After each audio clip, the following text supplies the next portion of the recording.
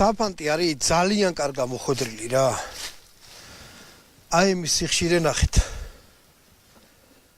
35 მეტრიდან. ჟაკანი. აი აქ მოხვდა და კარტი. ნუ ჟაკანი და კარტიში რატომღა ცოტა გვერდზე წამივიდა ხელი რა. მაგრამ აი 1 2 3 4 5 6 მაინც მოხვდა. ცოტა აქეთ უნდა მესროლ და ესეც აქეთ რა შეიძლება. თვალებში რაღაცა კარგად ვერ ამახო, ყველა ვარიანტი. საფანტი გაფანტა ძალიან კარგად. თოპზე ვილაპარაკო თვითონ. გძელი ლულა რო აქვს.